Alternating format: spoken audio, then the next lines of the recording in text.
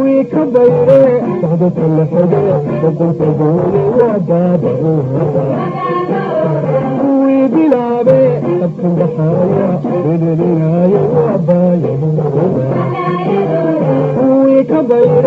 صعدت الحدى وقلت قولي وبابا بقدر أجيب بقدر أجيب بقدر أجيب kulan wacan daawadayaal halkan waa telefishinka VOS waxaad ku soo dhawaataan barnaamijka Saaki iyo VOS qodobada aad ku daawan doontaan waxaa ka mid ah guddoonka golaha shacabka oo baarlamaanka ka mamnuucay min 5 kulan ilaa 15 xildhibaano shalay ka hadlay golaha shacabka isla markaana baajiyay kulankii golaha shacabka midowga musharaxiinta oo ka hadlay xaaladda dalka waxa kale oo aad barnaamijka ku daawan doontaan dowlad goboleedyada Koonfur Galbeed iyo Galmudug oo ka hadlay hadal ka soo baxay Puntland oo iyaga ka dhan ahaa qodobada iyo kuwa kale aad ku daawan doontaan barnaamijka Saaki iyo VOS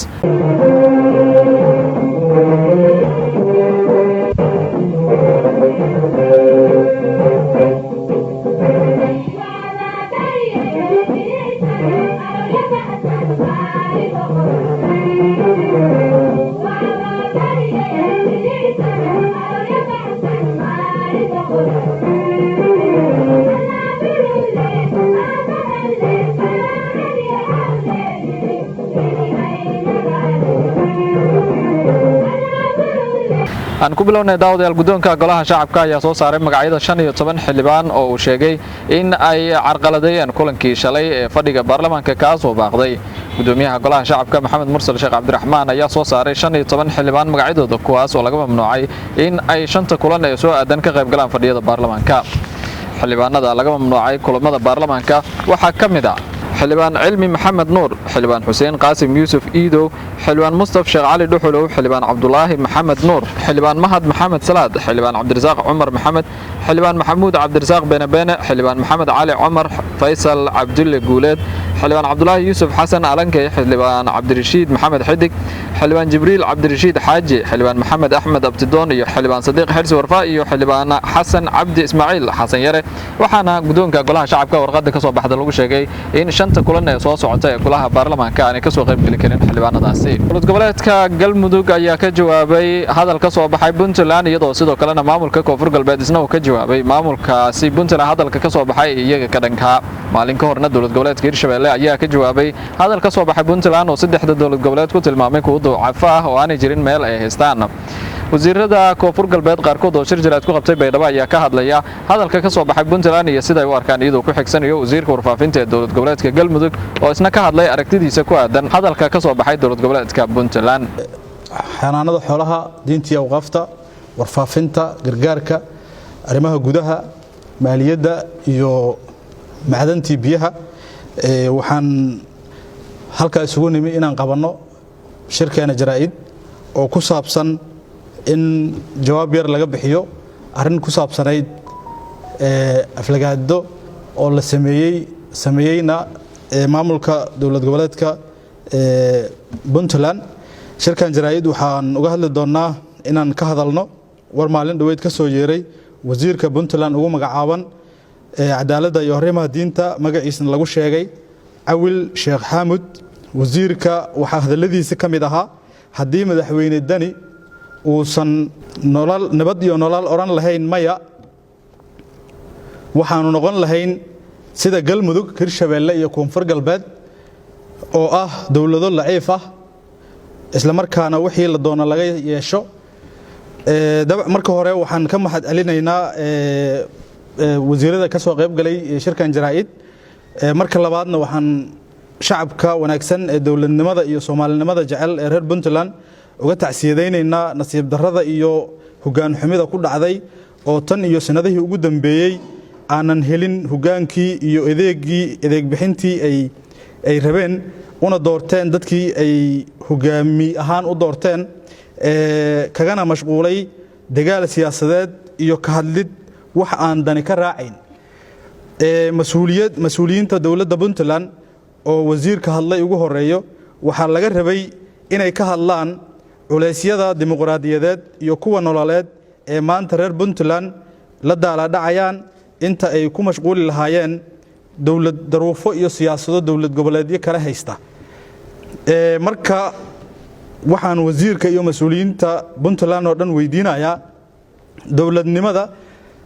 ma waxay tahay in la diido walaalkiyo dalabyada sokeeyaha dawladnimada ma waxay tahay dal shisheeye aadis iyo lagu dido gumaystaha dawladnimada ma waxay tahay damiirka aan dhigin daryeelka maatida dawladnimada ma waxay tahay diirka cad xurumayntiyo doqonnimo u hadalkiyo dawladnimada ma waxay tahay daandaansi jiiraan iyo u doodid wax aan jirin dawladnimada ma waxay tahay dalab aan fulayn iyo dabarculayn cadaawaha waxaan intaan ku sii daraynaa daciifnimada uu nagu tilmaamay wasiirka dawlad goboleedyada saddexda ku tilmaamay waxa maanta ku sifaysan dawladda Puntland oo 22 sano jirsatay dawladooda ay dharaar cad xabsigooda intay maleeshiyo iyo shabaab qabsadeen kana sii daayeen maxaabiistii meel aan Puntland ahayn kama dhicin dhacdo noocaas ah taasna waxay muujinaysaa daciifnimada uu ku tilmaamayo dawlad goboleedyada ay ka mid tahay dawlad goboleedka Koonfur Galbeed meel aan Puntland ahayn oo dad ayaga ku soo baxay oo nabad iyo shaqo ka soo doontay lagu gumaado malahan taana waxay daliil u tahay daciifnimada ay maanta dawlad goboleedka Puntland la ciirayso waxa inta ka sii daran oo dawladda Puntland aan maanta xasuusinayna mas'uuliyiinteeda iyo madaxdeeda in maamulkaas uusan ka shaqeyn danaha iyo horumarka bulshada oo uu maalin walba la soo taagan yahay inuu ku doodo arrimo state kale madaxdoodana aysan la soo shirtaginba wax ajanda siyaasadeed oo la fahmi kara waxayna taas dhaxshay maanta inay ku sifoowaan madaxda Puntland jid iyo jahadiidnimo iyo kalsooni la'aan taasna waa daciifnimada ugu xumayd ee abad waxa mar kale wasiirka ku dhahaya oo mar labaad ku leeyahay wasiirow xishow oo waxa maanta jira iyo wixii soo jiri jiray wax intaad ka barato waayuhu aad xisaabiso waxa waxa noqono war yaro laga rabay wax weyn iyo kugu noqon Soomaalida waxay kuma mahdaa afxumo nabadna way ka kaxaysaa colna wax kaaga ma tarto xamar iyo arintan oo daruufaha la xiriirta arrimaha amniga oo isu socodka la xiriirta oo uu nagu eedeeyay wasiirka waxaanu kala simanahay dawlad goboleed ahaan Soomaalida kale nala joogta dalka Soomaaliya galgalo oo Puntland kamid lama aadi karo ma Koonfur Galbeed ba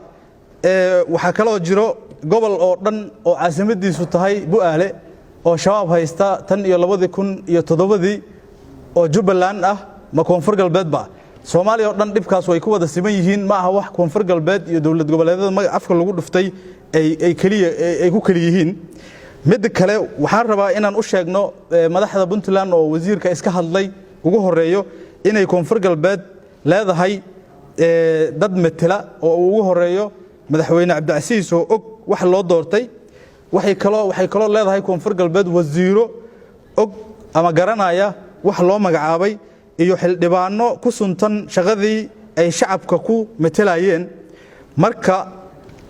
cid kale wasiir ama xildhibaan ka ah dawlad goboleed kale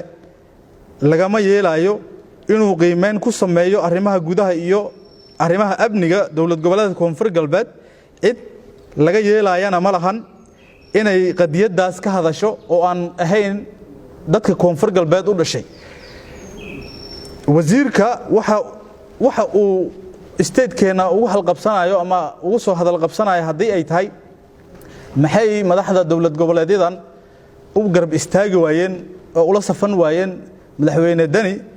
adeer waxaan ku sheegaynaa in cid danteeda loo meerinayo ama loo sheegayo aysan jirin in dawlad la shaqeeyana aysan dambi ahayn in la shaqeyn waayana aysan ahayn dawladnimo iyo horumar siyaasiyan madaxweynaha dawlad goboleedka Koonfur Galbeed Madaxweyne Cabdicasiis wuxuu aaminsan yahay in dawladda federaalka aan ka mid nahay dawlad goboleed ahaan Koonfur Galbeed isla markaasna hoos tagno dawladdaas oo federaalka ah sida dastuurka dawladda federaalka oo qabiida uu qabo kuna leenahay dawladda federaalka xildhibaano iyo wasiiro nagu matala dawladda federaalka madaxweynaha wuxuu sidoo kale siyaasiyan aaminsan yahay inay jiri karaan mabaadi iyo siyaasado lagu kala aragti dubnaan karo laakiin ay laga maarmaan tahay in si waafaqsan shuruucda dalka looga wada hadlo xal waaran laga gaaro reer koonfur galbeed madaxdooda iyo shacabkooda umaba samaysna dhaqankoodana ma ahan inay dhahaan horena u socon mayno gadaalna aadi mayno halkaana joogi mayno dhaqankeena maaha anaga iyo siyaasiyiinteena iyo madaxdeena iyo shacabkeenaba laakiin cid ku sifowday maanta oo madaxda dawlad goboleedka Puntland hadii ay guulo ka gaaraanna yaysan faa'iidadaas waxba naga siinin haday ku qasaaraan yayna aadin gabagabadii siyaasiyiinta dawlad goboleedka Puntland waxaan kula talinaynaa inay kaliya ka shaqeeyaan danaha iyo horumarka dadka ku nool gobolada ku abtirsada dawlad goboleedka Puntland oo ay faraha kala baxaan ka hadlida iyo u hadlida dawlad goboleedyada kale sababtoo ah dawlad goboleedyada ay u doodayaan ama ay ka hadlayaan waxay leeyihiin mas'uuliyiin u idman oo loo doortay hawlahaas ayaga ah oo ay isku dhibayaan mas'uuliyiintaas gabagabadii waxaan ku soo gaabinaynaa tixyar oo dabcan aan ugu talagalnay in aan ku wacyigelino dadka la aqli iyo aqeedada ah ee wasiirka saaxiibkay wasiirka cadaaladda dawladda Puntland waxayna u dhacaysaa sida tan dawladnimada ha shaqeyso diinteenuna ha sareyso darisnimaduna aanu dhowrno dalkeenana ha la kabo dadkeenana ha israaco damiirkuna ha shaqeeyo dadnimadana hana siiso dareenkeeno u turaya daryeelka ummadeena doorasho xilligeeda degdeg loo qabanayo intaasaan ku soo gabagabaynayaa waxaan rajaynayaa inaanay hadda kadib aan dhicin in siyaasi ka soo jeeda dawlad goboleedka Puntland ama dawlad goboleed kaleba aanan ka hadlin arrimo quseeya dawladda koonfur galbeed shacabkeeda iyo danaheeda gaarka ah waayo waxa loo doortay madaxweyne waxa loo magacaabay wasiiro waxaan u dhisan golo baarlamaan oo loo xulay inay ka arrimiyaan su'aalana ka keenaan kana jawaabaan arrimaha masiiriga ah ee dawlad goboleedka koonfur galbeed loomana dulqaadan doono wixii maanta ka dambeeya waxyaabaha aan laga fikirin oo afka baarkiisa ah oo idaadaha marka meelaha soorta lagu cuno lagu sheekaysto marka kadibna la dhaho koonfur galbeed baa halka taali ma ogolaan doono waxaan naga filayaan in wixii maanta aan ka niri wax kale oo ka duwan aan ka dirahno sida aad la socotaan waxa weeye Soomaaliya markay ragaaday oo cid u istaagta weyday oo kooxba meel ka baxday oo maamulba meel istaagay maamulka galmudug wuxuu isku hawlay iyo shacbigiisuba in arinta Soomaaliya u istaagaan oo gobonimada iyo isku keenida iyo difaaca calanka aynu dhaxda u xidhano waxaad ogtihiin dhuusamareeb 1 dhuusamareeb 2 dhuusamareeb 3 dhuusamareeb 4 shacbiga reer galmudug oo dawladdu hogaaminayso oo madaxweyne Axmed Cabdikaari oo hoggaanka u hayo ayaynu isku tashiya ayaanu u casulnay maamul goboleedyadii xubnaha ka ah dawladda federaalka iyo dawladdii federaalka ahayd meesha xamaasadu jirta waad ogtiin siday ahaydna waad ogtiin waxaanu xarayna gogolshayadii iyo geedahaanu waabnay ayadoo aan beel caalam wax weydiisan ayadoo cid kale kaalmeyn waxaan qalayna geelayaga iyo idahayaga iyo guryahayaga aan ku ibsay waa lagu liimaanay Soomaalidu waa isugu timid wax badan oo maanta tiirarka lagu taagan yahay oo qarannimada ku taagan tahay dhuusamareeb baa lagu gaar ayadoo sidaas tahay ayaa waxa dhammaan waayay fargelinta shisheeyaha ee ay dadka qaarkiis ay hadii ilaahay ka dhaxlayso xamar baa la isugu tagay hadii xamar la isugu tagay waad ogtihiinoo maamulada qaarkood waxay yiraahdeen haddaan dad shisheeyahay aysan wakiil naga noqon hawlaha iyagu ma soconayaan nagu galmudug ahaan dadka sida xun wax loogu sheego dadka ugu qaadan og dadkayga shacbiga ee dibadaha iyo meelaha jira wax maqashaan dawladdii bay la safan yihiin dawladdii bay xagga haddaan dawladda lala safan ma shisheeyaa lala safan lahaa haddii waxa la raadinaysa waxa weeye in dalku badbaado cid kasta oo saami ku leh dalka oo taladeeda wax ku leh in la soo dhaweeyo oo loo dhaga nuglaado oo loo gogol seexdo oo haddii ilaahay ku rooyahay beerka lagula cararo siyaasadda galmudug weeye axmed cabdi kaariina uu xamar u joogo cid kasta oo soomaaliya oo talada soomaaliya looga maarmina waxa weeye shuruud la'aan ayuu madaxweynuhu habeen iyo maalin iyo subax u soo jeeda arrimahaas hoggaan qabashada ah ee aynu hiddaha u lahaan jiray marka soomaaliya ay ragaado inaynu gobonnimada aanu hoggaamin oo kor u qaadno ayaa waxay ay keeneen in haddii ilaahay ku nasiib darro inay maamulada qaarkood ay ku biciidsadaan oo nagu aflagaadiyaan marka hore waxaad maqlayseen shalay toole iyo maalmaha baraha bulshada qabsaday wasiir ka mid ah wasiirada Puntland madaxweynaha Puntlandna maalin dhaxdaas asagoo waad ogeydeen intuu waxay si aan kala har lahayn u aflagaadeeyeen ayadoo anaga ay noogu dambeysay ama ay noo joogto inaan walaalanahay in wax naga dhaxeeyaan in nabad noo dhaxayso inaanu shaqo wada wadnay aflagaada aan meel loogu soo gaban xasha waa ka raali gelinayaa dadka reer Puntland arintaas lukuma leh waxba laba qabaan ayaga dhibaatada anagu hadda la haysata ay madaxdu la gaarsiinayso mid ka dara ay gaarsiiyeen wasiirka cadaaladda 8 xildhibaan oo fikirkooda ku weydiiyay dekadii Boosaas aawe sharcigiisa lagu ceyriyay wasiir haddii ilaahay ku rooyahay lacagtii Soomaaliga iyo dadka maciishadoodii taagneed dad u dilay wasiir iyo maamul haddii ilaahay ku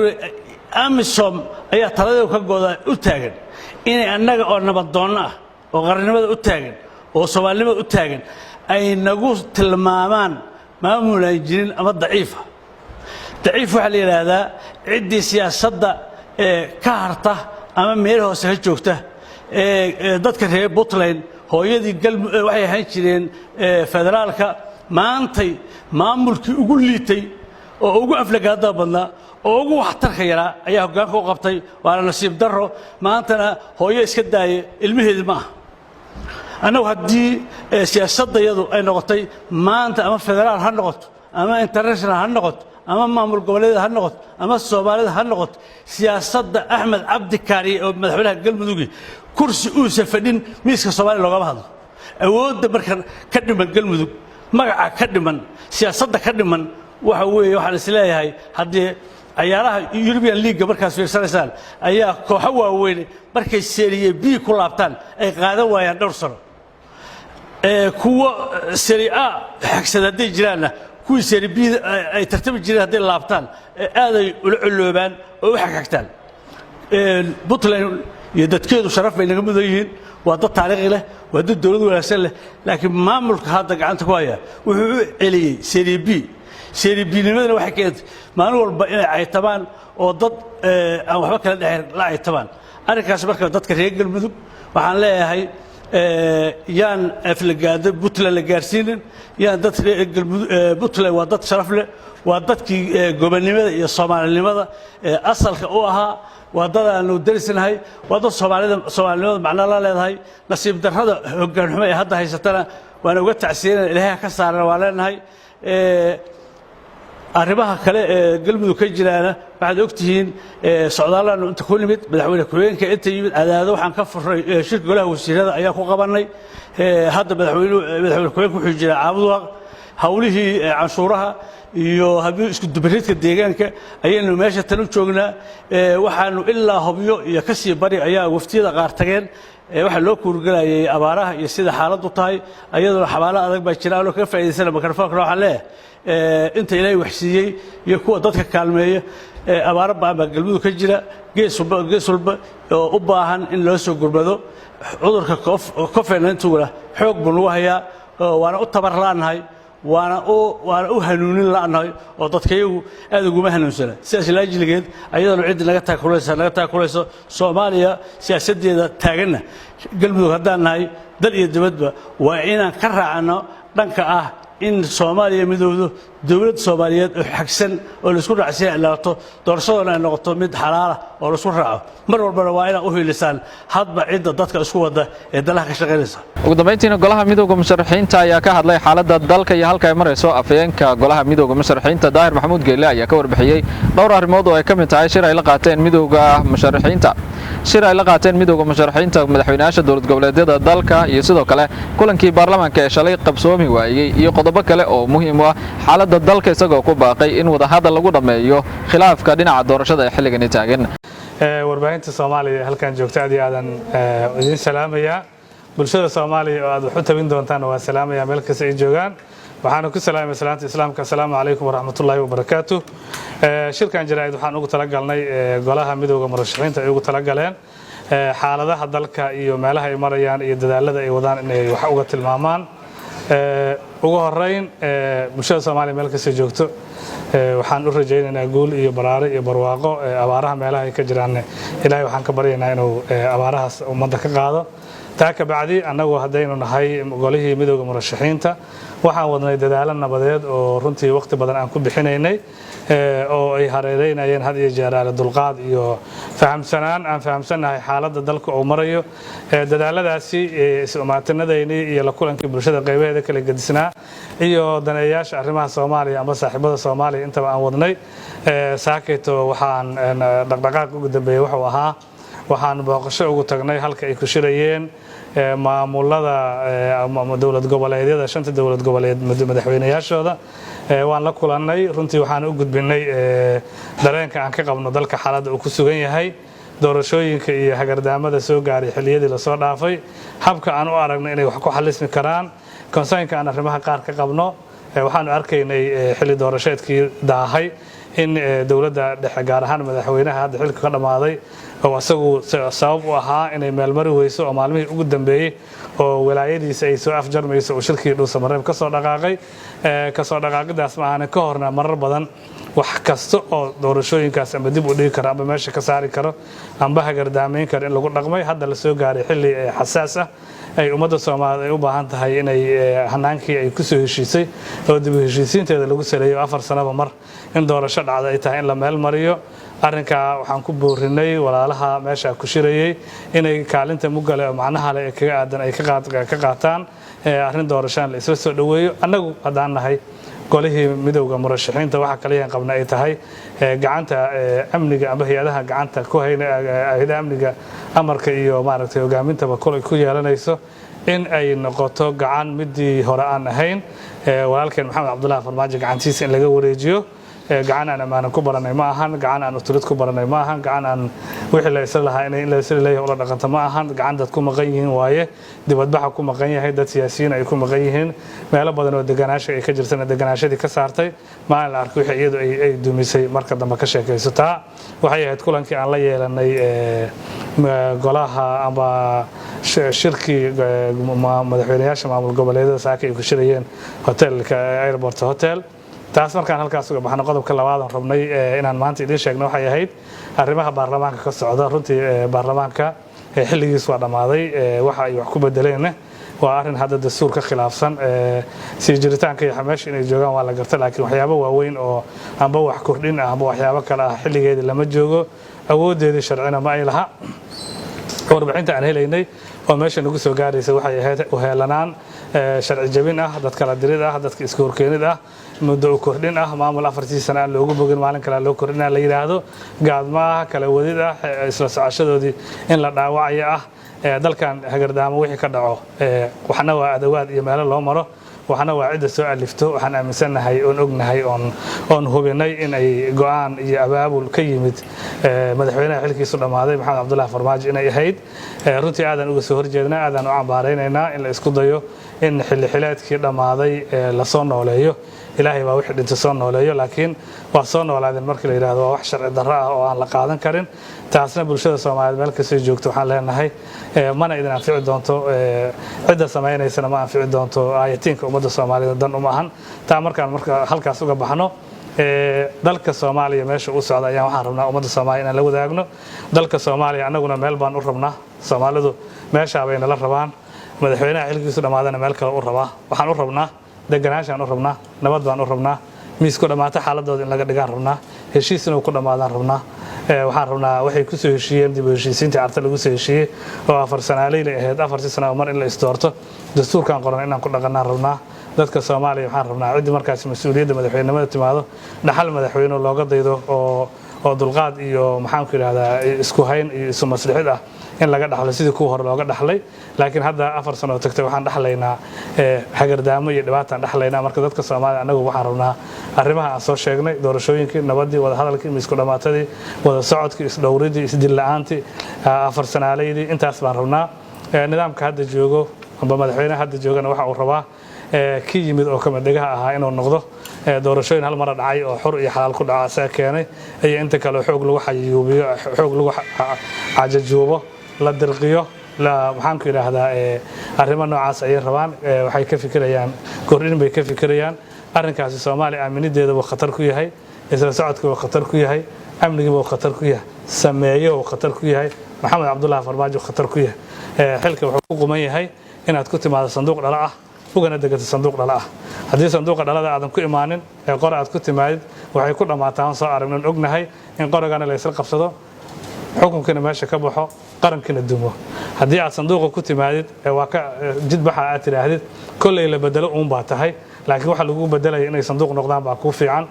iyadana bulshada Soomaaliyeed waxaan u sheegaynaa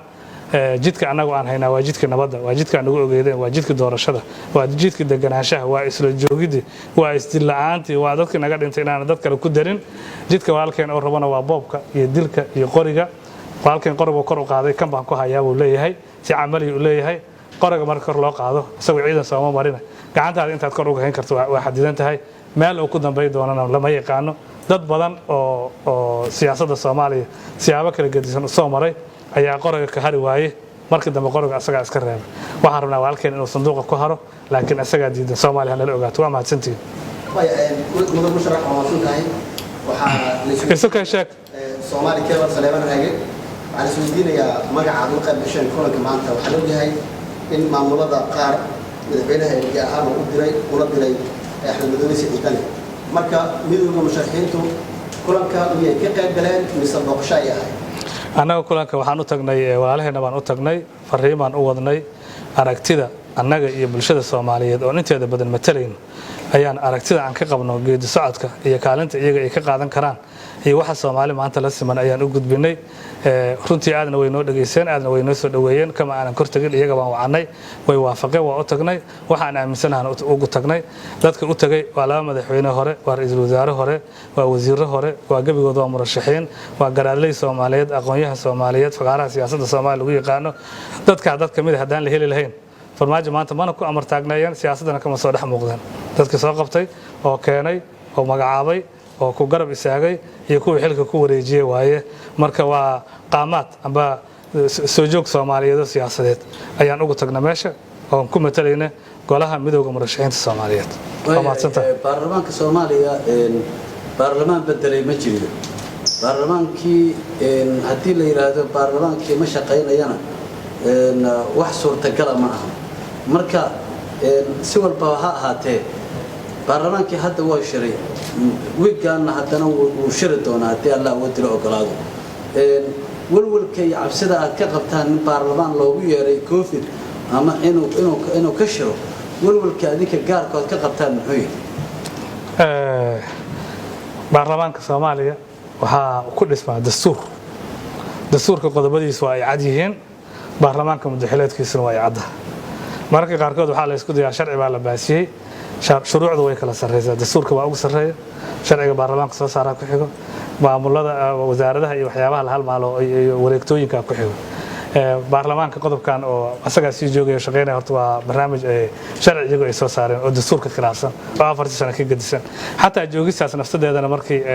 si niyad wanaag loo fasirana waa inaan dalku baarlamaan male la dhihin oo baarlamaankaas uu sii joogo oo waxyaabaha necessary-ga oo kala shaqeeyo dawladda xukuumaduna markii baarlamaankaas waqtigiisa dhamaaday iyadana sideeda waa howl sii wada ayay noqonaysaa baarlamaan maalinkii xilkiisa oo jiray iyo markuu xilku ka dhamaaday isku awood ah adduunyada kama jiro sharcigaas halkaasna saasaan ka niri COVID-19 baa loo ballamay been hore iyo abaabul hore oon meesha ku aragnay ayaa jira xildhibaanaduna aragtida kama midaysnayn xildhibaanada kalsoonida hadalkooda aan ku qabnay waxa ay noo sheegeen in kulankii saakay gaadmo looga jeeday annagu baarlamaanka hawshiisa geli mayno laakiin waxaan diidanahay in ummadda Soomaaliyeed la gaado oo maalina wax loo sheego wax kana la sameeyo ra'iisul wasaaraha markii la ridayay ajandaha la soo saaray ma aanu ahayn in ra'iisul wasaaraha maanta loo codeynayo isla markiina waa la sameeyay si qaadana waa loogu codeeyay riditaankiisa guud ahaan daawadayaal barnaamijka Saaki iyo Fresh waa inaga intaay nabadgelyo